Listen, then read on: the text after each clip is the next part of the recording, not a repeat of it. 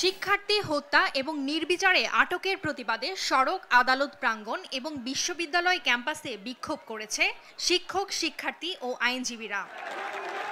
বুধবার বেলা 11:30টায় রাজশাহী বিশ্ববিদ্যালয়ের প্যারিস রোডে সমবেত হন জাতীয়তাবাদী শিক্ষক ফোরামের শিক্ষকরা। এ সময় মানববন্ধনে শিক্ষকরা চলমান গণগ্রেপ্তার এবং হয়রানির প্রতিবাদ জানান। অবিলম্বে শিক্ষার্থী হত্যার বিচার দাবি করেন তারা। পরে শিক্ষার্থীদের ওপর হামলার বিচার ও হয়রানি না করা সহ 10 দফা দাবি জানিয়েছেন এ বিশ্ববিদ্যালয়ের মুক্তিযুদ্ধের চেতনা ও মূল্যবোধে বিশ্বাসী প্রগতিশীল শিক্ষক সমাজও। আমাদের সন্তানেরা জানে কিভাবে রাস্তায় নামতে হয় তাদের দাবি নিয়ে এবং সেই দাবি কি করে আদায় করতে হয়, কিন্তু পাশাপাশি আমাদের এটাও দেখতে হবে এই দাবি আদায়ের আন্দোলনের মাধ্যমে অন্য কেউ যেন তাদের কোনো ব্যক্তিগত স্বার্থ উদ্ধারের চেষ্টা না করে। যারা নিহত হয়েছে অবশ্যই তাদের দিকে দেখতে হবে এবং নিহতের ঘটনা, এটা যে ক্রাইম, সেই ক্রাইমটাকে ডিটেক্ট করতে হবে এবং যারা রেসপন্সিবল তাদের পানিশমেন্টের ব্যবস্থা করতে হবে।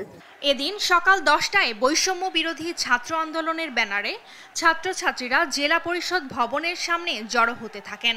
পরে মিছিল নিয়ে নগরীর লালদিঘি এলাকায় কিছুক্ষণ অবস্থানের পর আইনজীবীদের একাংশ যুক্ত হন বিক্ষোভে। পরে চট্টগ্রামে আদালতপাড়ার দোয়েল ভবনের সামনে অবস্থান নেন তারা। এ সময় উই ওয়ান্ট জাস্টিস সহ বিভিন্ন স্লোগান দেন তারা। এ সময় তৎপর ছিল বিপুল পরিমাণ আইন শৃঙ্খলা বাহিনীর সদস্য। কুটিরা কেন এখনো বাহিরে ঘুরছে এবং আমাদের বোনদেরকে, আমাদের ভাইদেরকে তুলে নেওয়া যাওয়া হয়েছে। বিচার করার পরেই আমরা মাঠ থেকে যাব।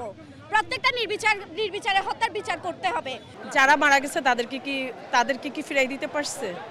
তাদেরকে তো ফিরাই দিতে পারে নাই। তাদের ওই হত্যার দাবিটাই তো চাচ্ছে ওরা। আমারও বাচ্চা তো আছে, তাহলে যাদের মা যাচ্ছে ওদের কত হয়রানি হচ্ছে, কত কষ্ট হচ্ছে। ওরা কিন্তু নিরপরাধ, ওরা কিন্তু কোনো অপরাধ করেনি আসলে। বরিশালের টাউন হল প্রাঙ্গণ এবং আদালত চত্বরে জড়ো হওয়ার চেষ্টা করলে বিক্ষোভকারীদের লাঠিচার্জ করে পুলিশ। এতে আহত হন 20 জন। এ সময় আটক করা হয় 12 জনকে। তারা এসেছে শুধুমাত্র সমন্বয়কদের মুক্তি দাবি করতে এবং 9 দফা দাবির জন্য। তাদেরকেও যে এরা স্বাধীনতা বিরোধী আখ্যা দিয়ে যেভাবে হামলা করেছে, এ থেকেই বোঝা যায় সরকার ফ্যাসিবাদের শেষ পর্যায়ে পৌঁছে গেছে। এছাড়া নরসিংদী, বগুড়া, ময়মনসিংহ সহ বিভিন্ন স্থানে একই দাবিতে বিক্ষোভ করেছে আন্দোলনকারীরা।